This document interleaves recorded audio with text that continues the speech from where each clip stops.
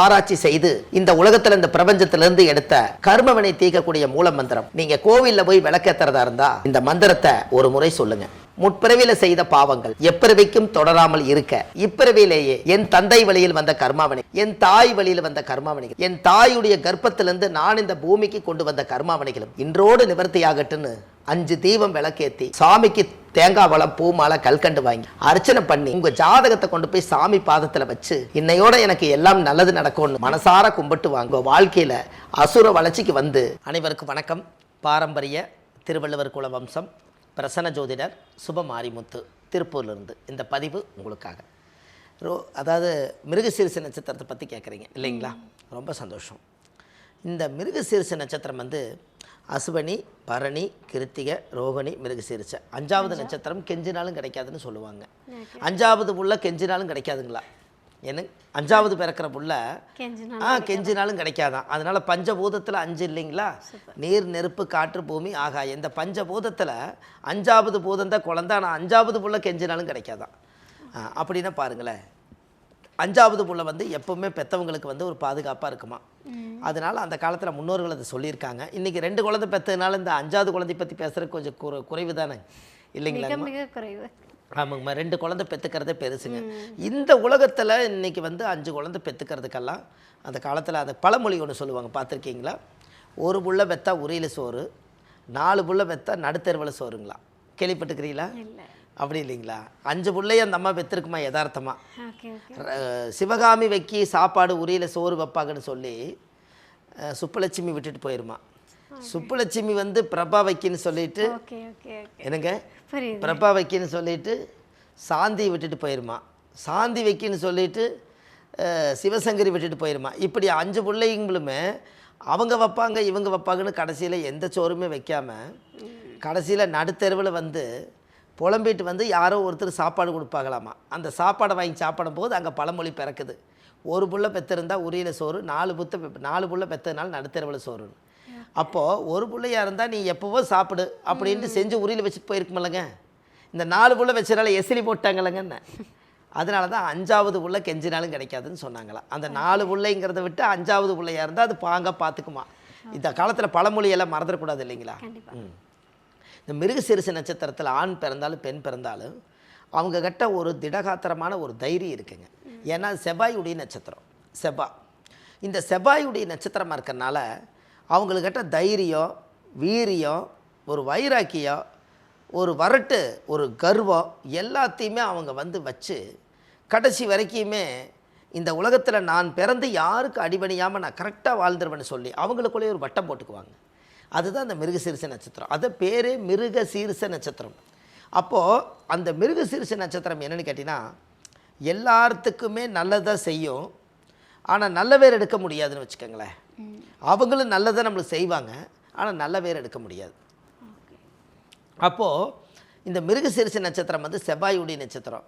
இன்னும் சொல்லப்போனால் செவ்வாய் வந்து முருக கடவுளாக வர்றாரு இல்லைங்களா? இந்த முருகர் அப்பா அம்மா வச்சு கேட்டாருங்களா? கேட்கல. கரெக்டு. அப்போது சிவனும் பார்வதியும் உட்கார்ந்து யார் இந்த உலகத்தை சுற்றி வருகிறார்களோ அவருக்குத்தான் இந்த ஞான பலம் அப்படின்னு சொன்ன நீ அந்த விநாயகர் வந்து கரெக்டாக என்ன பண்ணிடுவார்னு கேட்டிங்கன்னா, கரெக்டாக தாய் தந்தை சுற்றி வந்தாலும் ஒன்று தான், இந்த உலகத்தை சுற்றி வந்தாலும் ஒன்று தான் சொல்லி தாயை 3 தடவை சுற்றி அந்த பழத்தை வாங்கி அவர் சாப்பிட்ருவார். என்னங்கம்மா? இந்த முருகர் என்ன பண்ணுவார்னா, தாயும் தந்தையும் சொல்லிட்டாங்களே அப்போ இந்த உலகத்தை நம்ம சுற்றி பார்த்துட்டு வந்துடும்னு சொல்லி முறைப்படி போய் உலகத்தை சுற்றி பார்த்துட்டு மயில் வாகனத்தில் வந்து அந்த பழம் கிடைக்காதனால தானே பழம் நீன்னு வந்ததானே காடப்போக்கில் பழனின்னு வந்தது. என்னங்கம்மா? பழத்துக்கு சண்டை போட்டதுனால தானே பழனின்னு வந்ததுங்கண்ணா. கரெக்டு தானுங்கம்மா? அப்போ அங்கே ஒரு படை இருக்கா இல்லையா? 6 படையில் ஒரு படை, பழனி ஒரு படை தானே. திருத்தணி, திருச்செந்தூர், சுவாமிமலை, திருப்பரங்குன்றம் இல்லைங்களா? பழனி இல்லைங்களா? திருத்தணி, திருச்செந்தூர், பழமுதிர்ச்சோலை, திருப்பரங்குன்றம் இல்லைங்களா? இது எல்லாமே வருதில்ல 6 படை. 6 படையில் ஒரு படை பழனி தானுங்க. பாருங்களேன், இந்த பழனின்னு பேர் வந்ததுக்கு நாம் பழனினா பொதுவாக ஜென்ரலாக ஃப்ளோவில் வந்து பழனி நம்ம நினச்சிக்கிறோம். அந்த பழம் நீ எப்பா, அந்த பழம் வந்து நீ எப்பான்னு அந்த பழனிக்கு அந்த பழத்துக்காகவே சண்டை போட்டதுனால அந்த ஊரே பழனி. அங்கே ஒரு படை 6 படை இருக்குது இல்லைங்களா? அப்போ இந்த முருகர் வந்து முறைப்படி சுற்றி வந்ததுனால இந்த செவ்வாய் திசையில் யாராவது பிறந்தா மிருகசீரிஷ நட்சத்திரக்காரர் முறையாக ஒரு காரியத்தை செய்வாங்க. அவங்கள யாராவது வந்து கஷ்டப்படுத்திட்டாங்கன்னா அவங்களோட விஸ்வரூபத்தை நீங்கள் நேரில் பார்ப்பீங்க. அதான் முருகர் செஞ்சார். கரெக்ட் தானுங்க? குழந்தையாத்தானே போனார். ஆனால் கடைசி வரைக்கும் தந்தைக்கு தாய்க்கும் இன்றைக்கி வரைக்கும் அந்த பிரச்சனை தீரல இல்லைங்களா? இப்போ நம்ம திருமுருகநாத சாமி கோயில் பக்கத்தில் தான் இந்த பதிவு எடுத்துகிட்டு இருக்கிறோங்க. இந்த திருமுருகன் பூண்டியில் தான் நம்ம எடுத்துகிட்டு இருக்கிறோம். இந்த ஊர் வந்து திருமுருகன் பூண்டி பக்கங்க. அந்த முருகன் கோயில் பக்கம் தான் இருக்கிறீங்க. ஏன்னா அந்த சூரசம்காரம் அசுரனை வதை செய்யறதுக்காக முருகர் வந்து திருச்செந்தூரில் அசுரனை வதை செஞ்சு போட்டு அவருக்கு பிரம்மகத்தி தோஷம் முருகனுக்கே பிடிச்சதுனால திருமுருகன் பூண்டியில் தான் வேலு மயில் வெளியே நிறுத்தி வச்சுட்டு முருகன் வந்து அப்பாவை போய் பார்த்து மன்னிப்பு கேட்டு 9 நவக்கலச பூஜை பண்ணி அந்த தீர்த்தம் எடுத்து ஊற்றுனதுக்கு அப்புறம் தான் முருகருக்கே பிரம்மகத்தி தோஷம் நிவர்த்தியாச்சு. அந்த கோவில் எங்கே இருக்குதுன்னு கேட்டிங்கன்னா நம்ம இந்த பதிவு இடத்துல தான், இது பூண்டி ரோடுங்க. இதை திருமுருகநாத சுவாமி இங்கே பூண்டி கோயிலில் தான் அந்த கோவிலுடைய வரலாறு நடந்தது. அதனால தான் மிருகசீரிஷ நட்சத்திரத்தில் யாராவது பிறந்தா இந்த திருமுருகநாத கோயிலுக்கு போயிட்டு வந்தால் அவங்களுக்கு பித்தம் தெளியுமா? என்னங்கம்மா? அவங்களுக்கு பித்தம் தெளியுமா? அப்போ அந்த பித்தம் தெளியும் போது தான் அவங்க தலைவர். அதனால தான் இன்றைக்கி பாருங்கள், அந்த திருமுருகன் பூண்டி முருகன் கோயிலில் காலையில் 4 மணிக்கு 5 மணிக்கு நடை திறந்துருவாங்க கோயில். மனநல சரியில்லாமல் இருக்கிறவங்களுக்கு முருகருக்கு ஊற்றின தீர்த்தத்தை அங்கே ஒரு கிணறு இருக்குதுங்க. அந்த கிணத்துலேருந்து 3 வாளி தண்ணி எடுத்து அந்த மனநல சரியில்லாதவங்களுக்கு ஊற்றுறா அவங்களுக்கு குழப்பம் தீர்ந்து போய் மனநல சரியாயிருமா. இன்றைக்கி காலங்காலமாக நடக்குதுங்க. யாராவதுக்கு குழப்பமாக இருந்தால் மனசே சரியில்லை அப்படின்னா, வீட்டில் பிரச்சனையாக இருக்குதுன்னா, எனக்கு மனநல சரியில்லாமல் எனக்கு பைத்தியம் பிடிக்கிற மாதிரி இருக்குதுன்னு சொன்னால் இந்த நீர் நம்ம மேலே பட்டுச்சுன்னா அவங்களுக்கு எல்லா தோஷம் போயிடுமா. அந்த காலத்தில் முருகனுக்கே நவக்கலச பூஜை பண்ணி தீர்த்த ஊற்றிக்கிறாங்கன்னா அப்போ இங்கே ஒரு பவர் இருக்குதில்லைங்க. அப்போ இதெல்லாம் ஒரு 2000-3000 வருஷ கோயிலுங்க அது. அப்போ இந்த மிருகசீரிஷ நட்சத்திரக்காரர் இந்த இடத்துக்கு வரணும். இவங்ககிட்ட அதிகாரம் என்றைக்குமே ரொம்ப அதிகமாக இருக்கும். இந்த மிருகசீரிஷ நட்சத்திரத்தில் ஒருத்தர் பிறந்தா செவ்வாய் திசையில் பிறப்பாருன்னு சொன்னேன் இல்லைங்களா? அப்போ ராகு திசை, இவருக்கு செவ்வாய் திசை 7 வருஷம்னா தாயுடைய கர்ப்பத்திலேருந்து 2ஆக பிரிங்க 3.5 வருஷம். கரெக்டுங்களா? அப்போ 3.5 வயசுங்கும் போது இந்த குழந்தைக்கு ஆட்டோமேட்டிக்காக செவ்வாய் திசை முடிஞ்சிடும். ராகு திசை பிறக்கும். ராகு 18 வருஷங்க. இந்த 18 வருஷ ராகு 18 ஒரு 3 21.5 வயசாச்சு. அப்போ 21 வயசில் நம்ம கல்யாணம் பண்ண மாட்டோம். அப்போ ராகு திசை முடிஞ்ச குரு திசை 16 வருஷங்க. அப்போ 16 ஒரு 21 கணக்கு போட்டால் 20 ஒரு 16 30 20 ஒரு 16 36 1.5 37.5 வயசு 38 வயசு வரைக்கும் இவருக்கு ஜாதகத்தில் செவ்வாய் திசையில் பிறந்து ராகு முடிஞ்சு கரெக்டாக குரு திசை வரும்போது கிட்டத்தட்ட பார்த்தீங்கன்னா ராகு செவ்வாய் 3.5 வருஷம், ராகு 18 வருஷம், 18 3 21 21க்கு அப்புறம் 18 வருஷம். அப்போ கிட்டத்தட்ட பார்த்தீங்கன்னா 30 18 37 வயசுங்கும் போது ராகு திசை அது வரைக்கும் இருக்குதுங்க. அப்போ ராகு திசை அது வரைக்கும் இருக்குதுன்னா கண்டிப்பாக ராகு திசை தான் அவர் கல்யாணம் பண்ணி கொடுக்கும். சில பேர்த்துகளுக்கு இந்த ராகு திசையிலே கல்யாணம் ஆகுது இல்லைங்களா? அது எல்லாம் பாருங்கள் அதிரடி திருமணமாக இருக்குது. திடீர்னு பார்த்தாங்க, உரம் விட்டு போகக்கூடாதுனாங்க, பேசுனாங்க, ஒரு விசேஷத்துக்கு வந்தாங்க, பிள்ளையும் பையனையும் பார்த்தாங்க, பிடிச்சிருக்குதுன்னு சொன்னோன்னே அடுத்த மாதம் கல்யாணங்க. இப்படி ராகு திசை என்றைக்குமே யோசிக்காமல் உடனே அதிரடியாக கல்யாணம் பண்ணி வைக்கக்கூடிய ஒரே ராசி அந்த மிருகசீரிஷ நட்சத்திரத்துக்கு உண்டு. பெற்றவங்களுடைய சப்போர்ட்டும் கிடைக்கும், மற்றவங்களுடைய சப்போர்ட்டும் கிடைக்கும். இந்த மிருகசீரிஷ நட்சத்திரம்னாலே அவங்களுடைய வாழ்க்கையில் முருகனுடைய நட்சத்திரம் தான். அவரும் முருகனுடைய திசை தான்.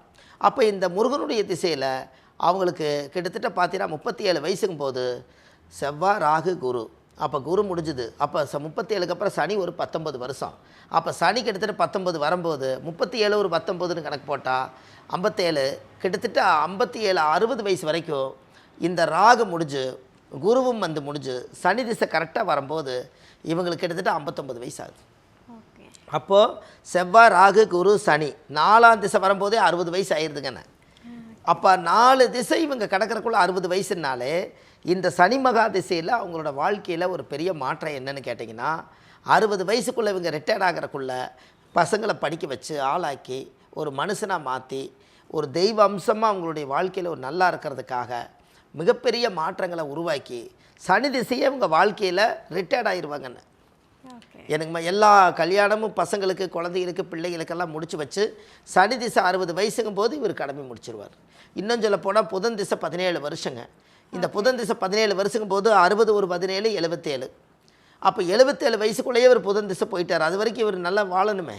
அப்போ கிட்டத்தட்ட பார்த்தீங்கன்னா 77 வயசுங்கும் போது அவருக்கு சனி திசையும் புதன் திசையும் ரிட்டையர்டு காலத்திலேயே தன்னுடைய பெத்த பிள்ளைகளுக்கெல்லாம் கல்யாணம் பண்ணி வச்சு, மக்கமார்களுக்கெல்லாம் பேரம்பேத்திகளுக்கெல்லாம் எடுத்து வச்சு, அவங்களுக்கு படிக்க வச்சு ஆளாக்கி மனுஷனாக்கி, சனியும் புதனும் அவங்க வாழ்க்கையில் வந்து ஒரு ரிட்டையர்டு வயசில் மறுபிறவை எடுத்த மாதிரி அவங்களுக்கு 60ஆம் கல்யாணம் முடித்து பேரம்பேத்தியெல்லாம் எடுத்து கடமையை முடித்து கடைசி காலத்தில் நிம்மதியாக இருக்கிற காலம் அது சனி திசையும் புதன் திசையும். பாருங்களேன், செவ்வாய் அப்போ மிருகசீரிஷ நட்சத்திரத்தில் பிறந்துக்கிறவங்களுக்கு சனி திசையும் புதன் திசையும் தான் ரிட்டையர்டு வயசு.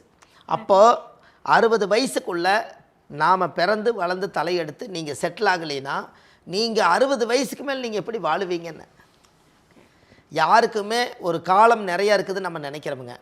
ஒரு திரும்பி பார்த்தா ஒரு 5 வருஷம் போயிடுது, மறுபடியும் திரும்பி பார்த்தா 5 வருஷம் போயிடுது. நாம் என்ன வாழ்ந்தோம், என்ன சம்பாரித்தோம், என்ன பண்ண நம்மளுக்கு தெரியாது இல்லைங்களா.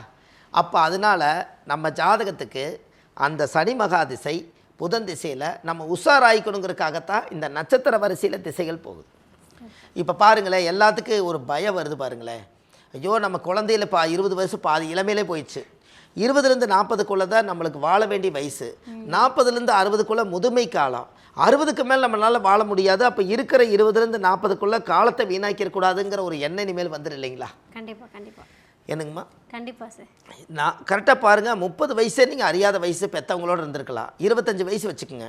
மீதி ஒரு 25 வருஷமாவது நம்மளோட வாழ்க்கையில் நான் தோனி இடம் வாங்கினேன், நான் ஒரு வீடு வாசல் கட்டினேன், இந்த வாகனம் கார் வாங்கினேன், எனக்குன்னு இந்த குழந்தைகளுக்கு நான் படிக்க வச்சேன், ஒரு மனுஷனாக்கினேன், நான் என் வாழ்க்கையில் நான் நல்லா இருக்கேன்னு சொல்லி உங்களுக்குள்ளேயே ஒரு திட்டத்தை போட்டு ஒரு 25 வயசில் உங்களோட அறிவு பிறந்து ஒரு 50-60 வயசுக்குள்ளே உங்களுடைய கடமையை முடிச்சிட்டா, ரிட்டையர்டு வயசுக்கு அப்புறம் இந்த தமிழ்நாட்டுக்குள்ளே இருக்கக்கூடிய கோவில் வந்து சித்தர்கள் எத்தனையோ கோயிலை கட்டி வச்சுக்கிறாங்க. ஒரு வாகனம் இருந்தால் போதுங்க, ஒவ்வொரு கோயிலில் போனால் ஒரு காலத்தை கழிச்சிடலாம். என்னங்கம்மா, சொந்தக்கார் வீட்டுக்கு போனால் தான் பகை என்னங்க. அந்த காலத்தில் உரமனை வந்தால் பாசத்தில் கண்ணீர், ஆனந்த கண்ணீர் வரும். அவங்க ஒருத்தருக்கு ஒருத்தர் இப்படி கையில் உட்காந்து நல்லா இருக்கிறியா என்னன்னு கையை தொட்டு ஏன் உடம்பு இழைச்சிருச்சுன்னெல்லாம் சொல்லுவாங்க. இப்போ தான் வீடியோ கால்லேயே வந்துடுறாங்க இல்லைங்களா. அப்போ இந்த காலம் மாறிடுச்சு.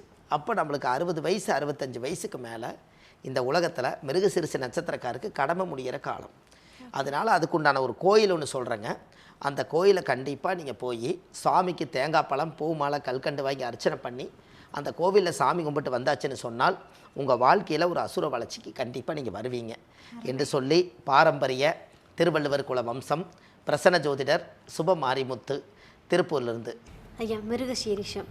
ஸோ இந்த மிருகசீரிஷத்துக்கும் பலன்கள் கொடுத்துட்டீங்க, வழிபாட்டு கோவில்கள் சொல்கிறேன்னு சொன்னீங்க. எல்லாருக்குமே வந்து ஒரு விஷயம்தான் மனசில் இருக்கும், என்ன கஷ்டம் வந்தாலும் தெய்வத்தை போய் பார்த்தா அது சரியாயிருன்ற ஒரு எண்ணம் இருக்கும். ஸோ நீங்கள் கோவில் வழிபாடை கடைபிடிங்கன்னு சொன்னதுக்கப்புறம் அந்த கோவில் எதுன்னு எதிர்பார்த்துட்டு இருப்பாங்க இல்லையா. ஸோ மிருகசீரிஷ நட்சத்திரம் எந்த கோவிலை வழிபட்டால் பிரச்சனை நிவர்த்தி ஆகும்? கண்டிப்பாங்கம்மா.